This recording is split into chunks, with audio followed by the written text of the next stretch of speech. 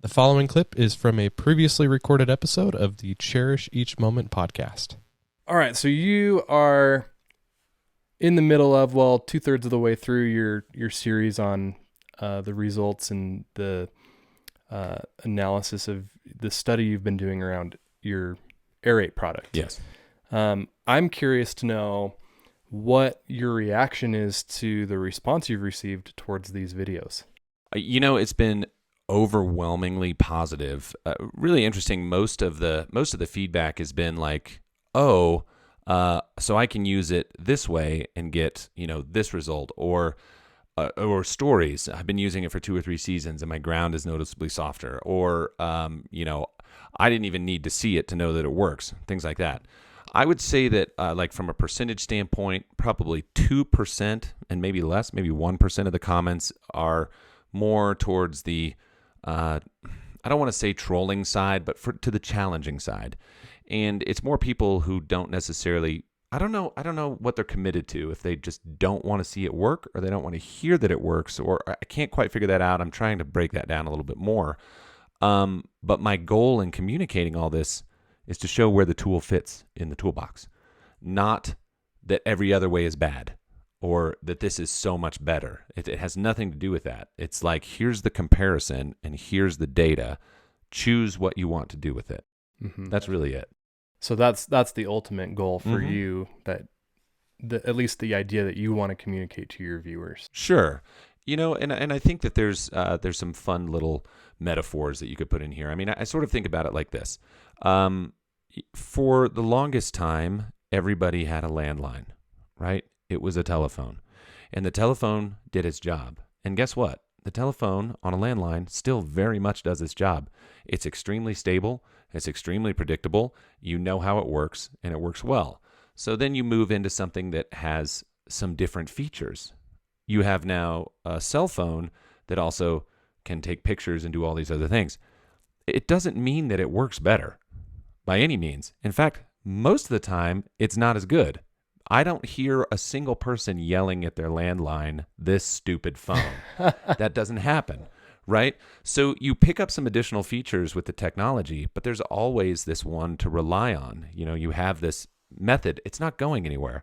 So all that you're really doing is bringing some added benefits in a much simpler way, a more portable package, if you want to call it that, something that anybody can do without hauling around the bulk and make an impact. Right.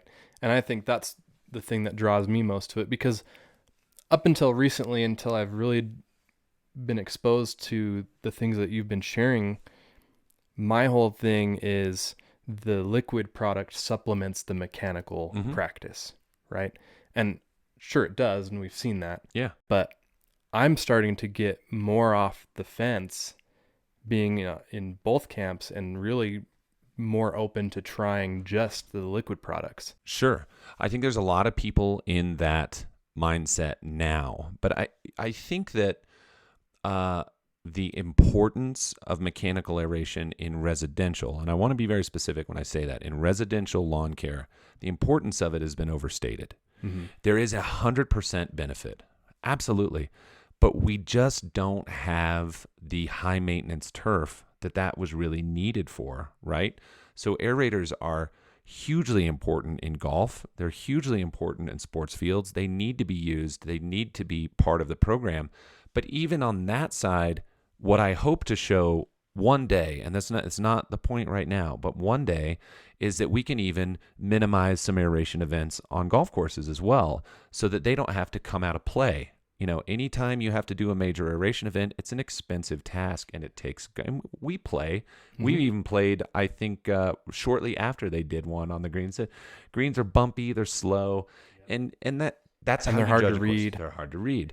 So if it was possible, and I'm not stating this as fact, I want to be very clear on that we can limit or reduce the amount of aeration events in golf, that'd be huge. So we do have quite a number of golf courses on our program, and they've rolled off a lot of other maintenance type products when they've switched to ours because they haven't found the need for them. Things like growth regulators, for instance, and not having to do as much spot watering for hot spots. They've started to find that they're getting greater benefits as time has gone on. And some of these courses have been with us well over a decade. So that's been pretty neat. And I think this is another tool that will end up there. But for the homeowner, you're getting some pretty amazing benefits in a spray that takes a few minutes. Yeah. That's really cool. And so that's more for anybody, my professional applicators that are out there, that's what they've seen. They don't have to send aeration crews out. They don't have to repair anything. They don't have to get the calls of all the mess. And they see the value from their customer's perspective, where if they offer it and they never offered it before, they have a 90% conversion rate first year. That tells me that the market wants something better. Right? For sure. Well, and even translating that to the homeowner's perspective, you don't have to go to the Home Depot. Even if you don't have a truck, Right. you got to get a truck. You've got to go to Home Depot or wherever your rental is.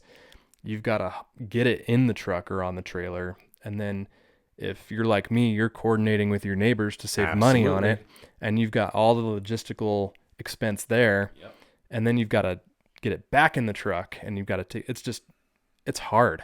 Yeah. And we haven't even talked about using it. No. It kicks your butt. It does. It's a challenge. It is one of the biggest events of the year, at least for me, because I have a larger yard. Yeah, you do. And double pass aeration, it's going to kick your butt twice as much. That's hours. Yeah. That's hours. I usually plan the whole day when I'm doing aeration, because sometimes I'll add an overseed to that. I'll usually put fertilizer down. Sure. And other products as well. That's a busy day. It's a really busy day. Mm-hmm. And being able to take the most taxing step of that out of the equation is a game changer. I think that was a big pile of snow that just came off my roof. I think that for the professional side, and again, I can go back to my roots on this. The last time I ran an aerator. And that's my next question for you. Okay. Have you ever run a mechanical aerator on your lawn? Yeah. So in 2004, Okay. that was the last time I ran one. Was that here? No, that was in Salt Lake. Okay. Yeah, well, it's not here, but it's in Salt Lake. I had a lawn down there, and I rented one, and my soil was awesome.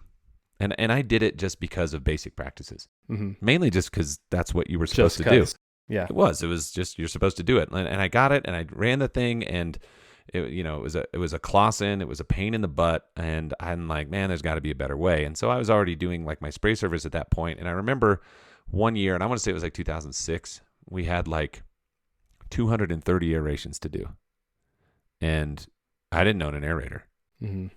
So I saw a sign on a telephone pole that said $25 aerations. And I called that number.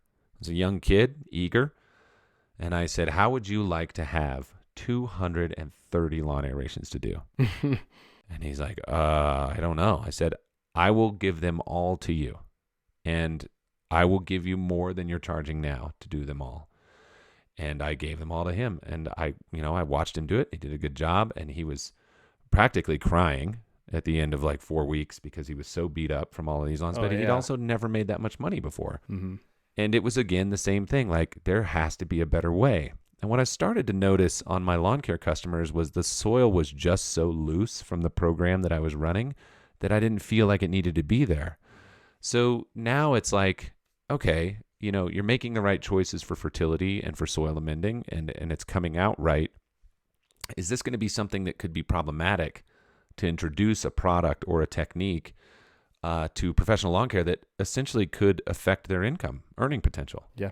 So for most of them, it didn't, right? So for like 10 years beyond that, or maybe eight or 10 years, all the professionals using the products were so happy when they ran their aerators because it was so easy. Mm-hmm. And that was a big really deal. Easy money, right? Right. It was easy because their soil was softer because they'd been running the products. So they were getting all these benefits and like, oh, this is great. I don't really want to let people know that I have sort of a secret in the bag. Yeah. And I think that's important too. All of this comes down to economics. I don't have anything against aerators. Never have. Aside that I just don't want to run one. Yeah. Right? I mean, that's the only reason. And it's not like I can't. I mean, I've been on ride-on machines. I had a super aggressive one that I could stand on that drum rolled everything. I mean, it was awesome. And still, what? Why? If you don't need it, do you have to do it? Probably not. You're just following along with, what's sort of been told and not necessarily taught or learned. Right. Right. And even your own current situation, right? And that's the thing for me is after having used Aerate over the last several years, probably 3 years now, I've been using it consistently. One thing I noticed when I collected my soil samples this last time is there was a noticeable difference in how soft the soil was. Yeah. And I couldn't help but attribute that to obviously, I have been aerating every fall for the last 3 or 4 years. Makes a big difference. But I've also been running right. your product. So I thought that was really interesting. And, coming from when I started, heavy clay, compacted soil like we have here in Utah, it needs that. Right. It needs it. And it's obviously working. For sure. And I think, again, a lot of this is just coming to inclusion of more practices, of things that you can do that are super easy, that'll make an impact on your overall workload later. And there's, again, huge benefit to running mechanical aeration. And it was really cool to see the data on just what the aerator did. And I can tell you beyond the shadow of a doubt that the aerator that we used out there is nothing like anybody is getting on any lawn around here. Right. Running across a 1/2-inch ground that was set up to be more like sports field is a totally different scenario than cutting through a lawn. And this is pulling 4-inch total cores, where most around here, whenever I ask, like, what do you think you're getting? They'd be like, sometimes 2 inches, sometimes 1 inch. It has to cut through all this crap to get down there, so it doesn't do the same thing. So, you have to ask yourself, how much of an impact are you getting deeper anyway? You're getting some other really cool upper level results where you will get the stress that's put on the turf is going to add more rooting for sure. And, thatch reduction 100%, because when you expose any soil and you expose those surfaces to the atmosphere, you have an automatic carbon loss. And if you expose anything that's tucked under there that could be, that didn't have air before, microbial interface and just, atmospheric loss is going to happen. And so that's how you get that thatch reduction. But you lose some stuff too. So if you pull cores and then you remove them from your property, you've changed your whole volume of soil, even though it's a small amount. But that also impacts your total population of microbes and bacteria, everything else in the soil. So you've changed that. Now, does it rebound? Absolutely. But you've made a change. And you've changed how much water could potentially be held in there because you've removed some stuff that should belong. Now, let's say you don't remove them and you leave them on the soil surface. You're going to pack the ground back out because now they're exposed, and then you have to run back over them and smash them, and all you're doing is recompacting what you just pulled away.